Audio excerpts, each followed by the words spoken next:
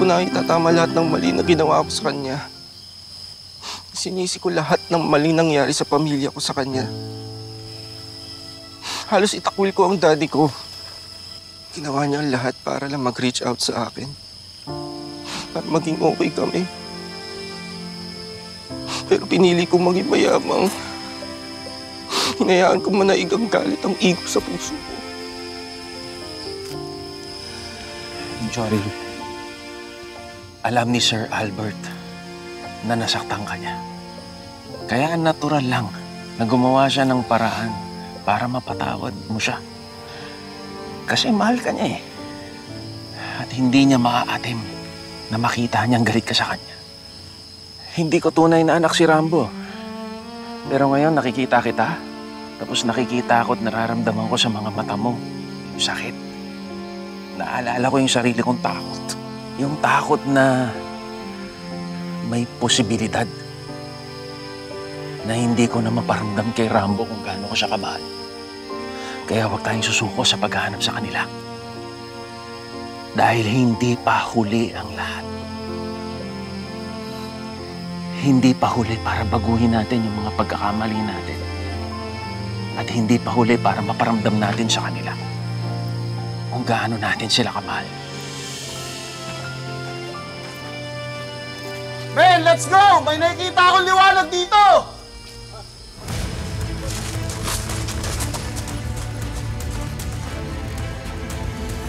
Rambo.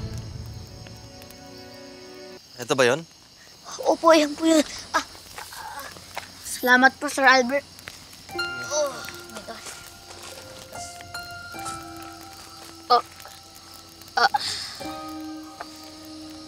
Parang mahalaga yung kwintas na yan sa'yo, ah.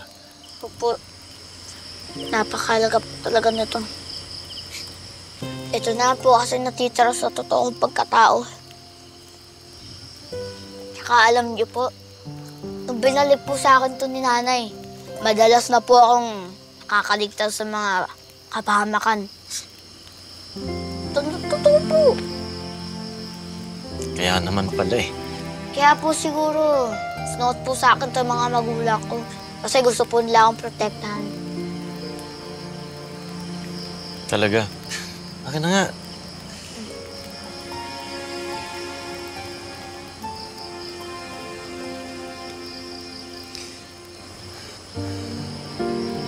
Actually, hindi ko lang nasabi sa'yo, pero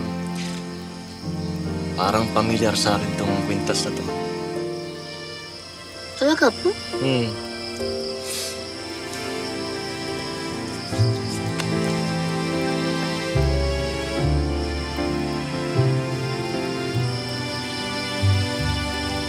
Salamat po ulit na hanap niya. Oo naman.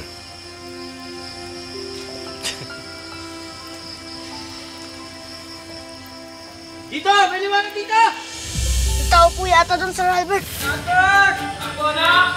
Sir Albert! Ito na si tatay mo! Sir Albert! Dito! Nandito kami! Rambo, tara. Ayun, si Gregory yun. Gregory!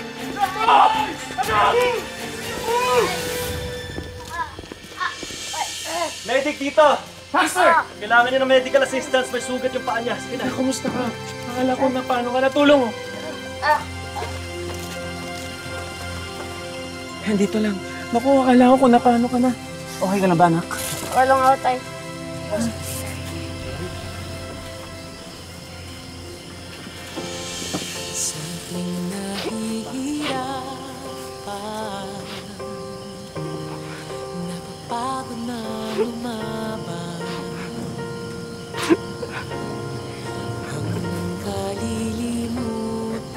Oy, salamat ah. Sa pagtulong sa paghahanap sa akin. Of course, Dad. I'm just glad na nakita namin kayo. Sir Albert, Ay, sandali. Ano yan, Rambo? maraming salamat po, Sir Albert. Ilang beses niyo na po ako naligtas. Madami na po ang utang sa inyo. Hindi naman ako naniningil. Tsaka syempre, hindi kita pababayaan, Rambo. Ano ka ba? Joril, tara dito. Yes po. Swerte ka kasi meron kang tatay na katulad ni Sir Albert. Siguro nakita mo kung gaano ka superhero ni si Sir Albert sa gubat. Sigurado ako magiging proud ka. Sir Albert, ito nga po pala yung bimpot ninyo. Kaya lang puro po dugo.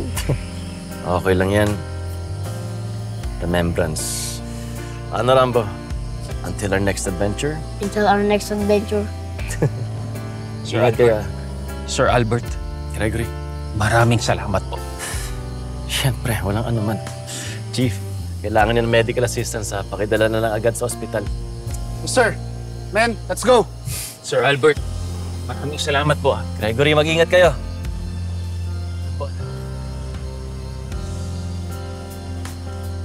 Manong, maraming salamat. Oo, walang anuman yan, anak. Maraming salamat din po. Sige, mag-ingat kayo. Ingatin po kayo, Manong.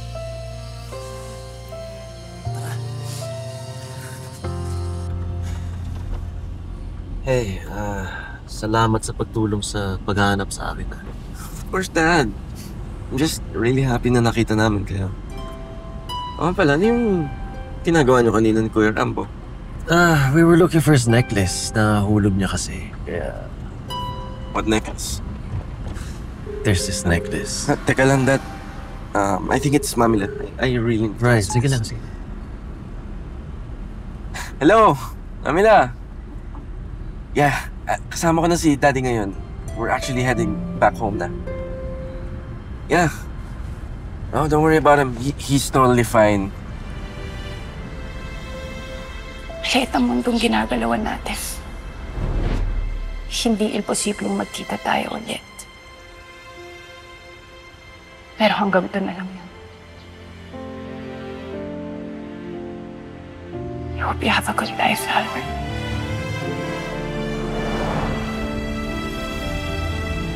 Magkapareha sila ng necklace ni Rambo. Ano yun, Dad? Dad? May sinabi ka ba? No. Anong sabi ng lola mo? She's so happy. Kinakamusta ka nga niya eh. Really? Oh, sabi ko nga, hindi ka naman nasugatan, so... And guess what? What? She made us dinner. Really? Yeah. Ewan ko lang Dad. Come on. Just let her be. Masaya siya sa ginagawa niya para sa'yo. To her, this is like your second life already. And nako, Dad. Hindi biro yung nangyari sa inyo ni Kuya Rambo sa gubat, ha? Yeah. Nakita ko nga, mas naging close kayo dahil sa nangyari. Which, don't get me wrong, it's good. Right, yeah. It's good, right? Yeah, it's good.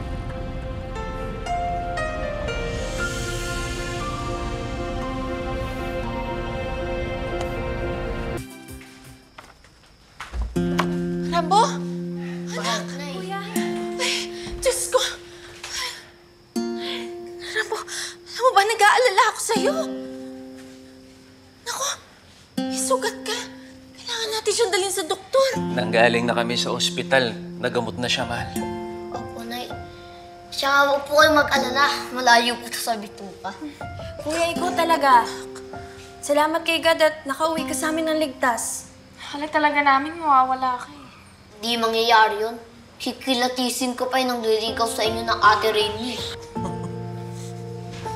Talaga, anak? Buti nakabalik ka ng ligtas. Alala talaga ako sa'yo. Salamat po, Sir Mayor. Salamat din po sa pag-aalala nyo. Siyempre po, salamat din po na hindi nyo po ako pinabayaan. Sa totoo po niya, Sir Mayor, nakakatakot po talagang gubat. Talaga, kuya? Oo, Riley. Dinadaan ko na nga lang sa pagjo-joke ko yung takot ko eh. Siguro kung hindi ganito ang kondisyon ko, siguro kinaya ko. Mag-isa pa. Pero hindi eh. Buto na lang nandun si Sir Albert. Sobrang bait po talaga niya.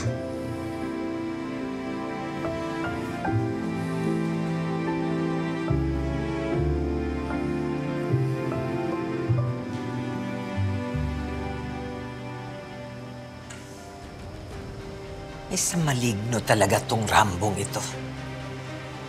Biruin mo nakaligtas pa. Sir, sa'yo po ba yan? Bakit po may dugo? Ito yung ginamit namin pantali sa sugat ni Rambo nung nasa gubat kami. Akin na po, sir, para malabahan ko po. Actually, Yaya, akin na lang muna to. Ako muna bahala dito. Mahal, matagal ko nang gusto sabihin sa'yo to. Ano yun? Posibleng hindi apo ni Sir Eduardo si Oliver. Kailan niyo po gustong makuha yung result? Kung anong mas mabilis, yun na lang gawin nyo. Kahit magkano yan babayaran ko, I just need the results as soon as possible. Yung tatay-tatayan ni Rambo, yung Gregory, parang may alam siya sa pagpapanggap namin ni Oliver eh. May sasabihin ako sa importante. Mabilis lang to, kaya sa Ilaya na lang tayo magkita, sa parking lot doon. Para hindi ka na masyadong lumayo sa pupuntahan mo, ha?